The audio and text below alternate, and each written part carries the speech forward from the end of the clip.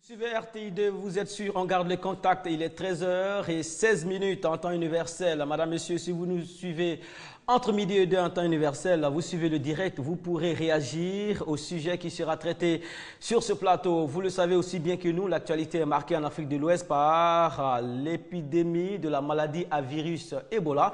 Et le point est utilisé par l'équipe de production de On garde le contact pour s'intéresser aux épidémies en général dans les pays en voie de développement.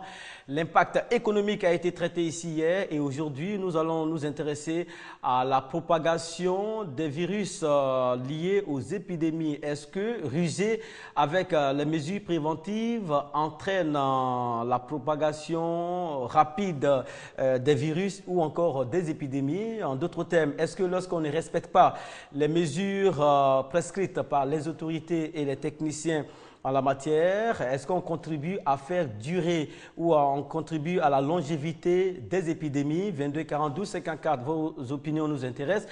Et si vous avez un smartphone ou une tablette entre vos mains, vous allez agir par facebook.com/ l'émission On garde les contacts. Le quorum est atteint ici, les invités sont gonflés à bloc. Bienvenue à tous et à toutes.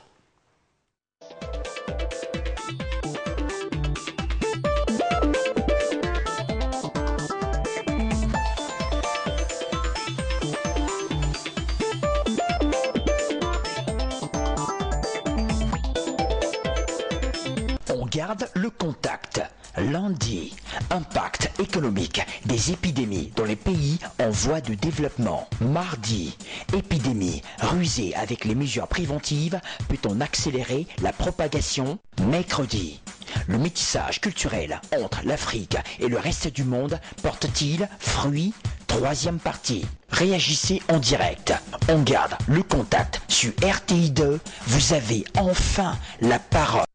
12 millions de dollars dépensés dans le premier trimestre au Nigeria pour les soins liés à la maladie à virus Ebola. En Guinée-Conakry, le PIB va chuter, on le sait, et aussi l'Afrique de l'Est est presque infectée, est presque touchée par les vagues, pas la maladie, mais par les vagues, parce que certains touristes mal informés croient que l'épidémie a atteint l'Afrique de l'Ouest. Or, il n'en est de rien.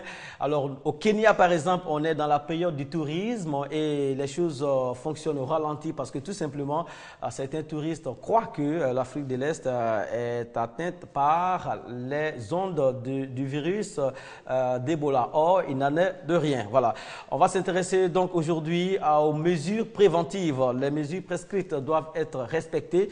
Si on ne les respecte pas, est-ce qu'on est tout aussi dangereux que la maladie elle-même? Voilà. Est-ce que celui qui ne respecte pas les mesures préventives est aussi dangereux que la maladie? Parce que lui et la maladie vont faire peut-être chemin ensemble parce qu'il va contribuer à la longévité de cette maladie sur le territoire sur lequel il évoluera. Les invités sont avec nous. Nous commençons par Aristide Nkenda. Aristide, bonjour. Bonjour Mohamed. Vous êtes éditorialiste, journaliste sur ce plateau. Vous nous êtes vraiment utile pour comprendre l'actualité internationale, mais aussi pour comprendre certaines questions un peu compliquées pour le commun des mortels.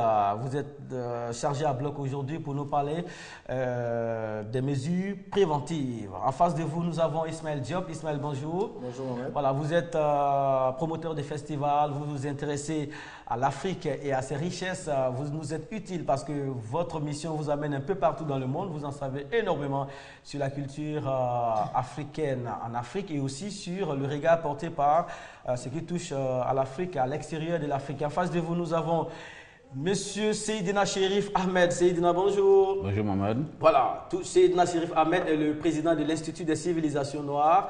Il